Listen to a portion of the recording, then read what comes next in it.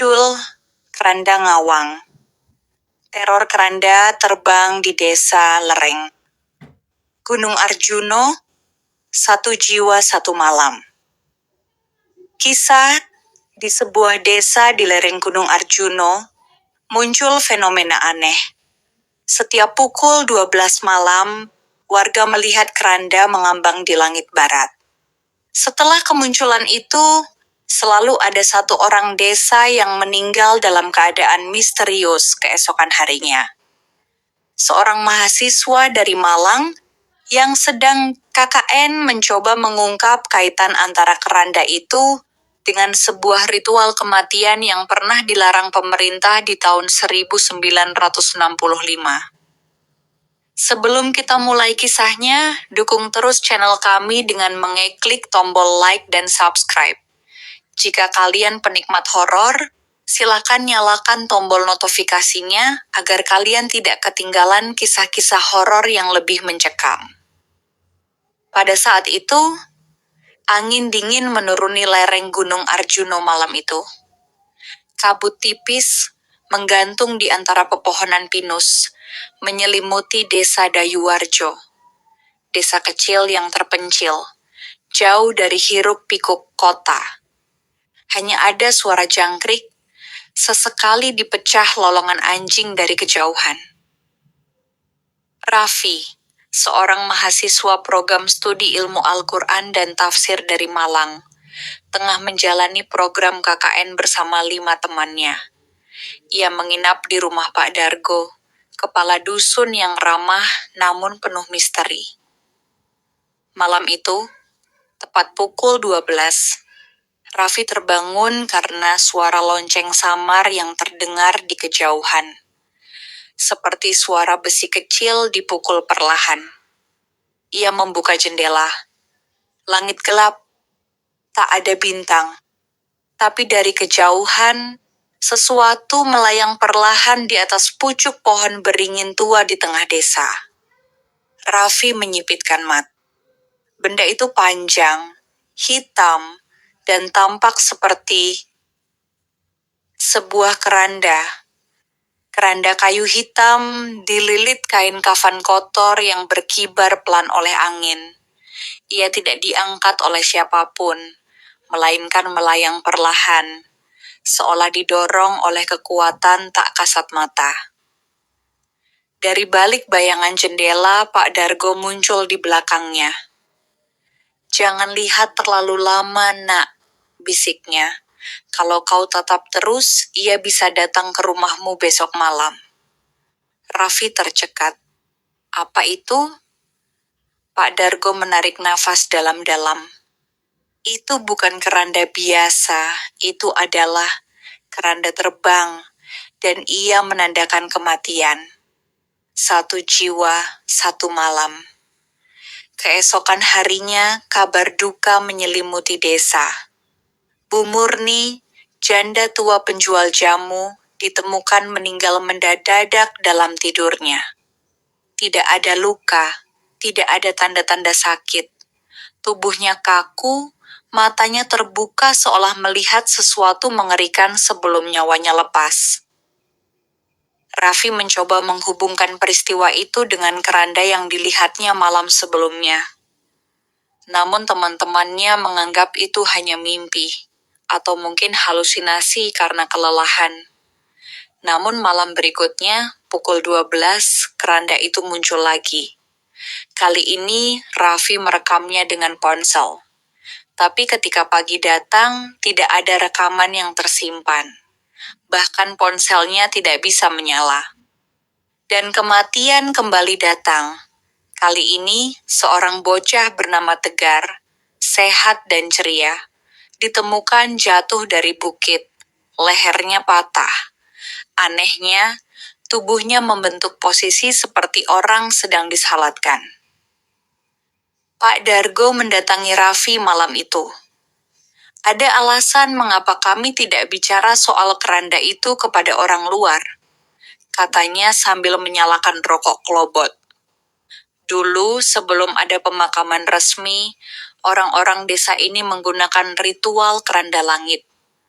Mereka percaya roh yang suci akan diangkat ke langit, tapi yang digunakan adalah ilmu hitam, dan sesuatu yang jahat ikut terbawa. Jangan. Sampai namamu disebut, Raffi terus mencari jawaban. Ia menggali dokumen lama di perpustakaan desa. Di balik tumpukan arsip, ia menemukan lembaran usang. Daftar jenazah ritual. Ritual keranda langit, tertanggal 1949. Ada 13 nama, tapi hanya 12 orang yang pernah dimakamkan. Satu jenazah tak pernah ditemukan. Namanya dicoret kasar. Di bawahnya tertulis dengan tinta merah. Yang terangkat takkan turun, tapi akan mencari pengganti. Saat Raffi kembali ke rumah, ia menemukan sesuatu di halaman. Kain kafan kusut dan seutas tali keranda tua. Dan malam pun tiba lagi. Langit di atas desa seolah robek. Angin menggila. Kabut berputar. Suara lonceng berdentang. Keranda itu muncul lagi, tapi kini lebih dekat, lebih jelas, lebih haus. Dan untuk pertama kalinya, Raffi mendengar suara lirih dari arah keranda. Raffi, Raffi, ikutlah kami. Pak Dargo dan warga desa mengadakan ritual tolak balak, memagari desa dengan dupa dan sesajen. Tapi malam itu, keranda tidak muncul dari langit. Ia muncul dari balik kabut, melayang setinggi pohon mangga, menuju rumah yang ditempati Raffi dalam tugas KKN-nya. Raffi bersembunyi di bawah tempat tidur, namun suara lonceng terus berdentang di dalam kepalanya. Di luar, warga berdoa dengan suara gemetar, tapi tiba-tiba semua lampu padam. Bau anyir menyebar, pintu terbuka sendiri, dan keranda itu masuk ke rumah. Keesokan paginya, Raffi menghilang. Yang tertinggal hanya sehelai kain kafan berdarah dan coretan di tembok kamar. Sudah 13. Warga desa tahu keranda itu telah lengkap. Tapi mereka juga tahu, jika satu orang lagi menyebut namanya, maka jumlahnya akan kembali ganjil, dan keranda akan turun lagi. Berikut lanjutan cerita naratif horor Keranda Ngawang, dari sudut pandang salah satu penduduk desa Dayuwarjo. Kali ini cerita akan fokus Panbok Sarni, seorang perempuan tua yang telah tinggal di desa itu seumur hidupnya, dan mulai mendengar suara keranda setiap malam. Namaku Sarni. Masyarakat di sini biasa memanggilku Mbok Sarni, karena usiaku hampir 70. Rambutku putih semua, tubuhku ringkih, dan pendengaranku tak setajam dulu. Tapi akhir-akhir ini, telingaku terasa seperti dibangkitkan kembali, bukan oleh musik atau nyanyian cucu-cucu, tapi oleh suara dari langit yang tak bisa dijelaskan. Sudah 3 malam berturut-turut. Tepat pukul 12, aku mendengar suara kreket-kreket kayu tua. Seperti papan digesek kasar. Diikuti suara lonceng kecil berdentang pelan, dan desir angin yang tiba-tiba berhenti, seolah desa ini berhenti bernapas. Dulu, aku pernah melihat keranda itu. Sekilas. Saat aku masih gadis belia. Tahun 1950-an. Ketika desa ini masih belum ada listrik. Ayahku, dukun tua di kampung, memperingatkanku waktu itu. Kalau kau dengar suara keranda, tutup telinga dan jangan sebut nama siapapun, Enduk. Bahkan jangan sebut nama sendiri. Aku kira itu cuma cerita untuk menakuti anak kecil.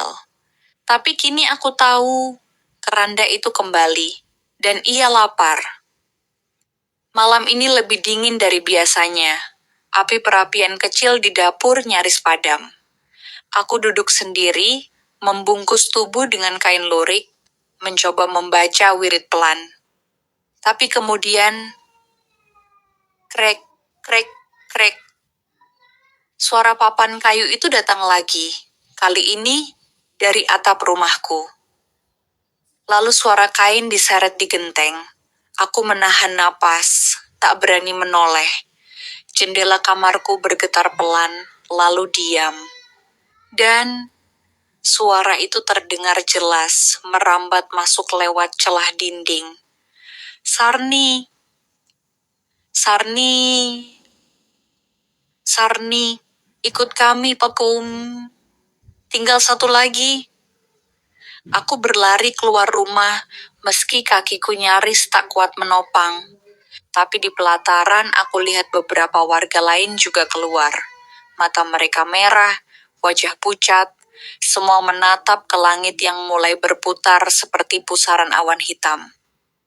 Di atas pohon beringin keranda itu melayang rendah, lebih rendah dari biasanya.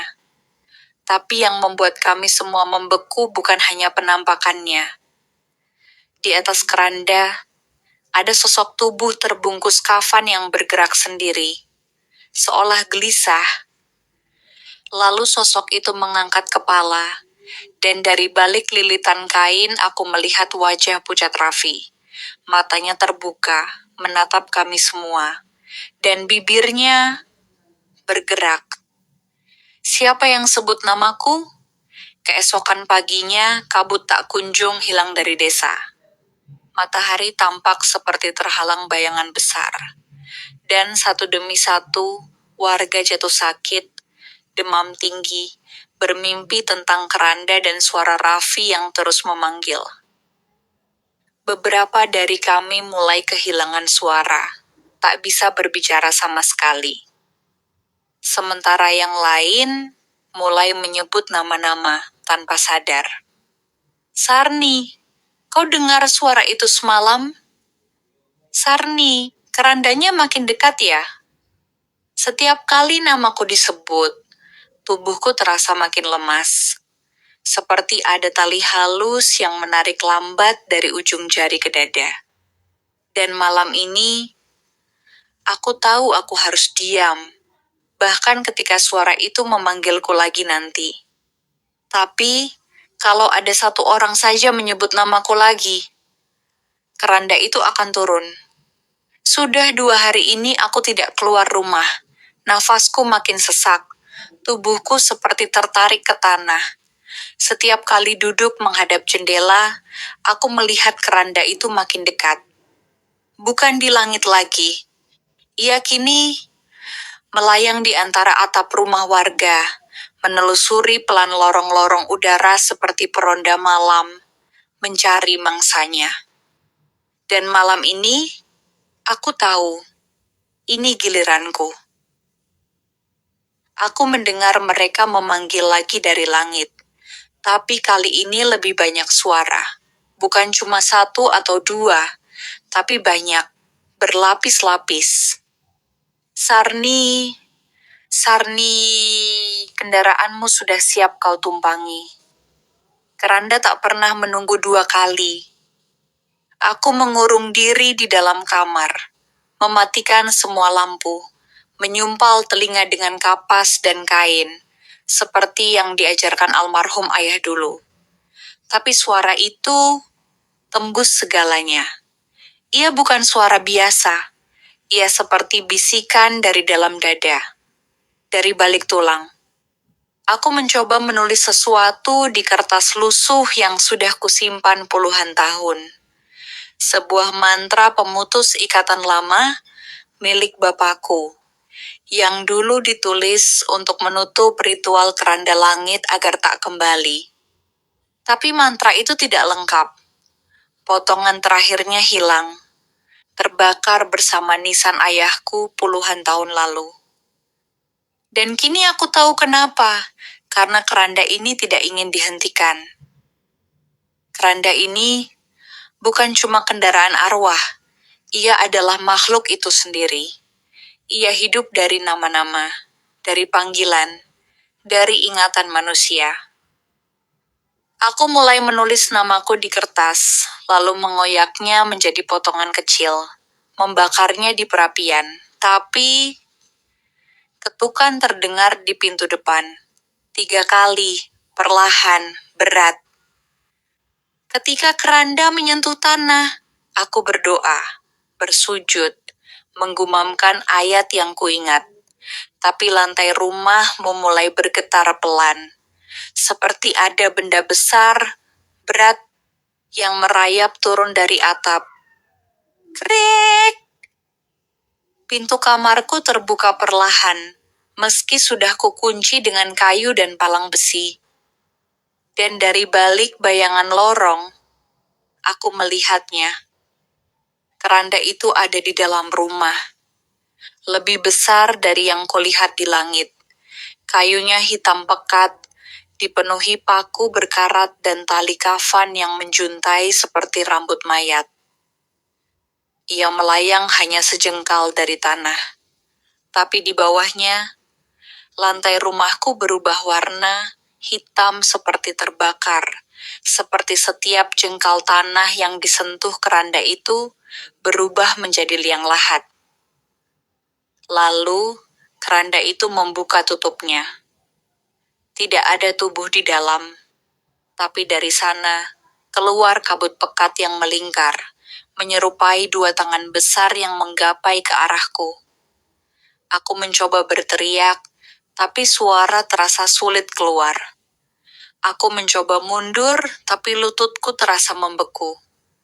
Dan saat kabut hitam pekat itu menyentuh wajahku, aku melihatnya. Wajah semua korban keranda, Bu Murni, Tegar, Raffi, dan wajah diriku sendiri. Malam mulai berganti pagi, warga desa menemukan rumah Mbok Sarni terbuka lebar. Tak ada tanda perlawanan, tak ada jejak kaki. Hanya bau anyir, tumpukan abu di tengah ruangan. Dan di atas abu itu, sehelai rambut putih panjang dan sebuah lonceng kecil.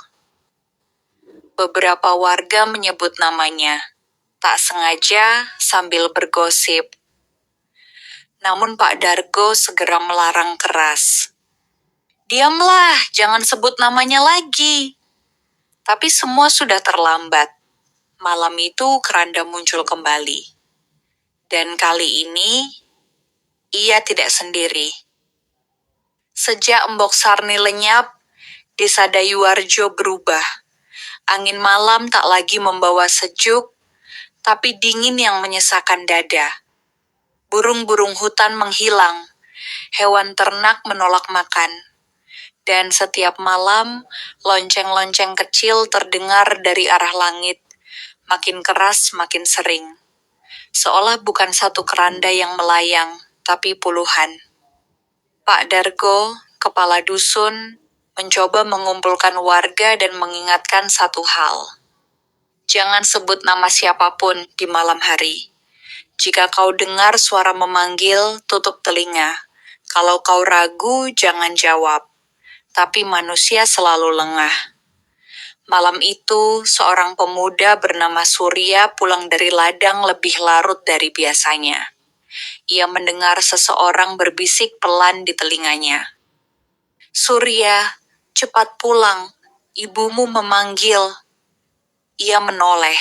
Tak ada siapa-siapa. Ibu? Dan di langit, keranda menukik turun dengan kecepatan mengerikan, mengeluarkan suara seperti kain disobek dan kayu retak.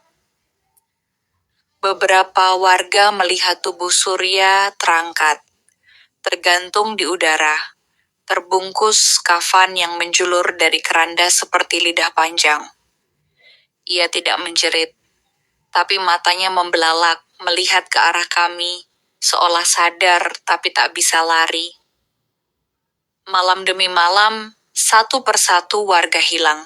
Tidak sakit, tidak berdarah, tapi terhisap, ditelan oleh keranda-keranda yang kini memenuhi langit seperti layang-layang kematian. Warga mulai gila. Ada yang menulis semua nama keluarganya di tembok, berharap bisa menghapusnya dari ingatan. Ada yang menyumpal telinga dengan lilin dan menggigit lidah sendiri agar tak tergoda bicara saat keranda memanggil. Tapi tetap saja, keranda itu selalu menemukan nama. Dan kini Pak Dargo tahu, satu-satunya cara untuk menghentikan ini adalah mengakhiri urutan. Pak Dargo, dengan tubuh tua dan kaki gemetar, mendaki ke pohon beringin tua di tengah desa. Ia membawa peti kecil berisi tulang ayam Boksarni, orang terakhir yang pernah menyegel keranda puluhan tahun lalu. Dengan membacakan kalimat mantra dari salah satu kitab kuno, ia berusaha menutup kembali celah antara dunia dan langit yang telah dibuka. Tapi langit malam itu tidak menerima doa. Awan terbelah, angin memekik seperti jeritan, dan dari langit, keranda terbesar turun, jauh lebih besar dari rumah. Dikelilingi keranda-keranda kecil yang melayang seperti kawanan kelelawar. Keranda raksasa itu terbuka. Di dalamnya, ratusan tubuh menggeliat, seperti dikubur hidup-hidup. Dan di antaranya, tubuh-tubuh yang kami kenali. Raffi, Boksarni, Surya. Mereka semua menggenggam tali-tali kafan, menjerit tanpa suara. Pak Dargo berdiri sendiri, tapi tidak gentar. Aku sebutkan namaku sendiri. Aku serahkan diriku, tapi hentikan siklus ini.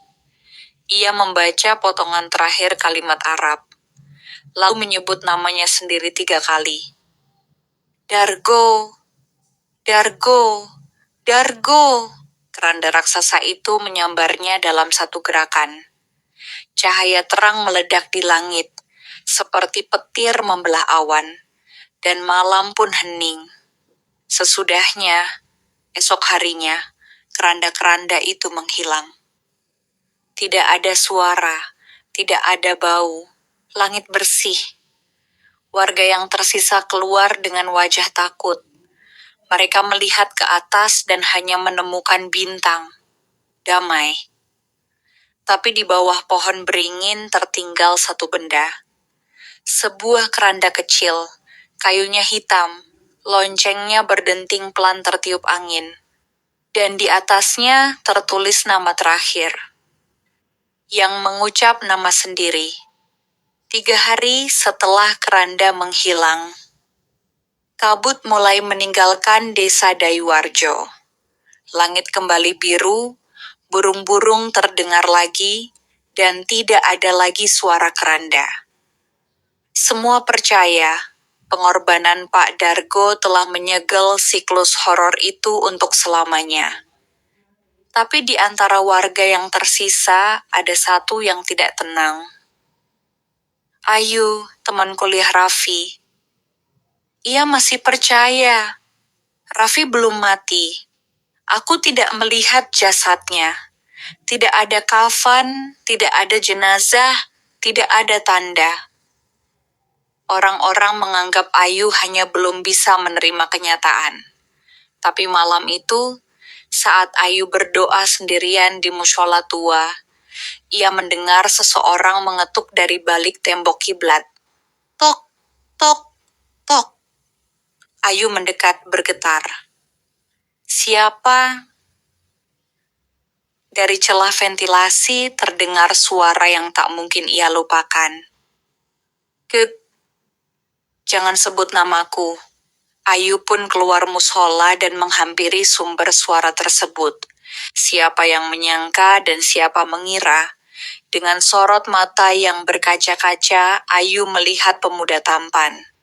Teman kuliahnya, Raffi, sedang berdiri sambil tersenyum ringan.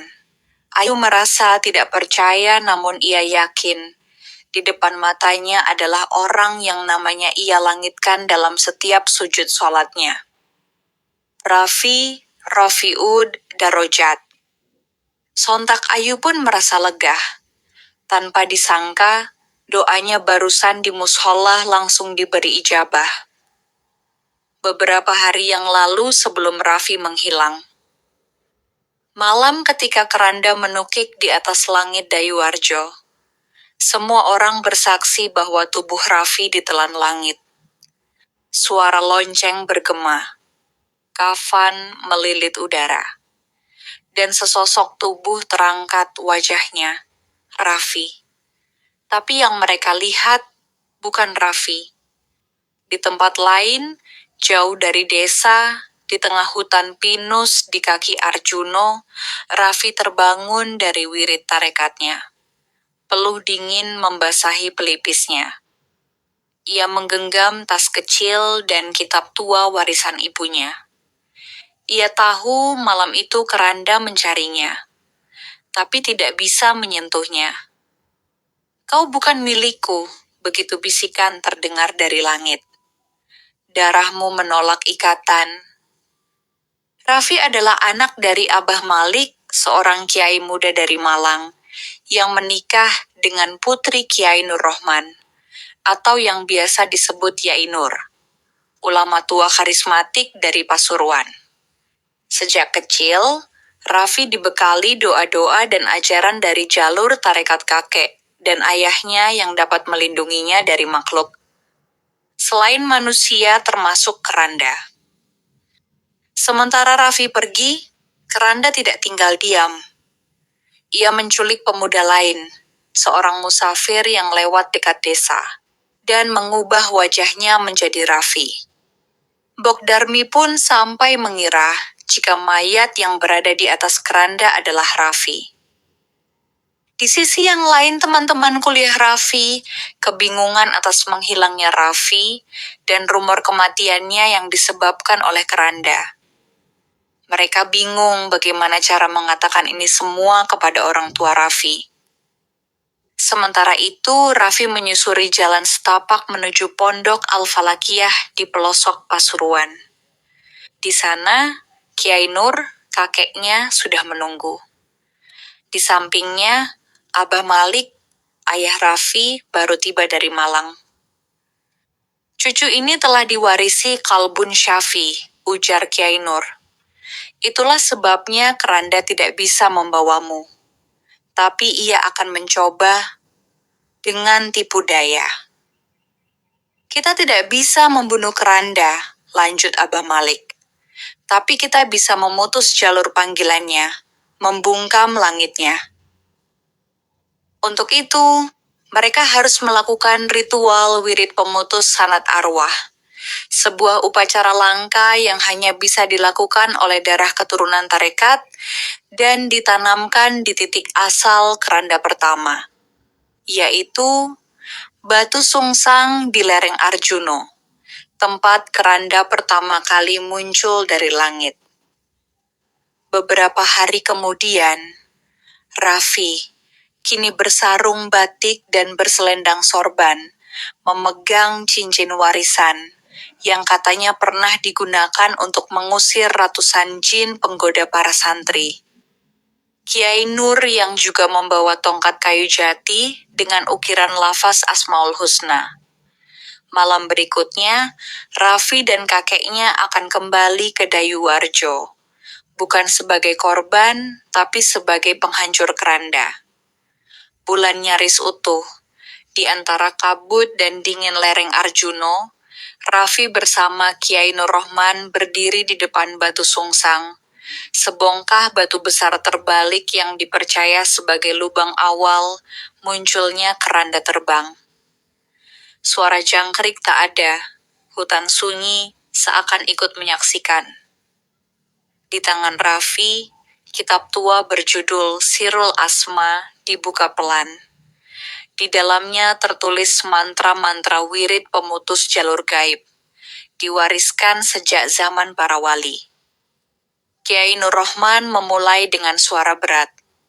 "Ya Hayyu, Ya Qayyum, birahmatika astagits." Di belakang mereka, 7 lilin hijau menyala di atas tanah yang dilingkari benang merah. Raffi duduk bersila, menarik napas panjang, lalu memulai wirid miliknya. La haula wala quwata illa billah. Ya Qahar, Ya Jabar, turunkan taufikmu pada kami. Saat wirid mencapai ayat ke-41, batu sungsang mulai bergetar.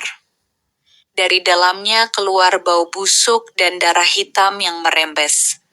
Angin berputar, dan dari langit, keranda-keranda mulai bermunculan kembali. Di desa Dayuwarjo, seorang pemuda tak dikenal tiba-tiba berteriak dan menggeliat hebat. Kulitnya mulai lepas, memperlihatkan tubuh rapuh dan wajah asli yang tak asing dan dikenal. Ternyata Pak Dargo. Rambutnya berantakan, jubahnya compang-camping, tapi matanya tajam, dan senyumnya mengerikan. Apa kalian pikir aku berkorban? Aku pahlawan? Kalian salah. Akulah penjaga pintu. Akulah pemberi nama. Setiap malam kubisikan nama kalian ke langit, satu persatu, demi emas, demi kuasa, demi hidupku yang panjang. Aku tumbalkan orang tua, anak, petani, bahkan istriku sendiri. Dan malam ini, aku akan jadi raja dalam tubuh langit. Di batu sungsang, langit terbelah. Keranda raksasa yang dulu muncul kini turun kembali. Tapi kini Raffi berdiri tegak.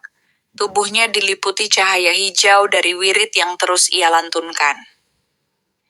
Kiai Nur Rohman menggenggam tongkatnya, menancapkannya ke tanah. Dengan izinnya, kami kunci kembali lubang laknat ini. Tiba-tiba keranda raksasa mengeluarkan asap hitam berbentuk wajah Pak Dargo yang tertawa histeris. Raffi, kau anak kafir, kau pengkhianat darah dusun. Raffi menutup matanya lalu membaca ayat terakhir. Wa may yahdillahu fahuwal muhtadi obda. Wa man yudlil falan tajidalahu waliyan mursyida. Dari dalam dadanya, sinar memancar. Keranda raksasa melengking, terbelah menjadi ribuan pecahan kayu, dan tubuh Pak Dargo yang berlumur darah jatuh dari ketinggian dan tertanam di batu sungsang, mengunci lubang itu selamanya. Sesudahnya, langit menjadi hening. Semua keranda menghilang, menguap jadi debu. Raffi terduduk, kelelahan. Kiai Nur Rohman memeluknya. Kau bukan hanya penyelamat desa, tapi pemutus kutukan lintas generasi. Dan sekarang di Dayuwarjo, warga langsung membongkar rumah Pak Dargo, dan menemukan kitab darah, berisi nama-nama tumbal dan perjanjian dengan makhluk langit. Desa berkabung, tapi juga lega. Raffi kembali ke desa bukan sebagai anak biasa, tapi sebagai penjaga warisan spiritual. Ayu mendekatinya suatu malam, bertanya, apa kutukan itu benar-benar berhenti? Raffi hanya tersenyum, menatap langit. Selama tak ada lagi yang menjual nama, langit akan tetap diam. Tapi jauh di sudut hutan Arjuno, angin berbisik membawa bau anyir. Dan di dalam gua tersembunyi, sepotong papan keranda retak masih berdenyut pelan. Dan sedikit bergetar, menunggu disebut kembali. Tak di sini, mungkin di desamu. Coba tulis di kolom komentar bagaimana pendapatmu tentang keranda terbang, dan mungkin bisa jadi pernah terjadi hal serupa di desamu. Coba ceritakan di kolom komentar. Sampai di sini dulu perjumpaan kita kali ini. Jangan lupa dukung terus channel kami dengan klik like and subscribe. Dan silakan nyalakan tombol notifikasinya di HP kalian, agar tidak ketinggalan kisah yang lebih menyeramkan.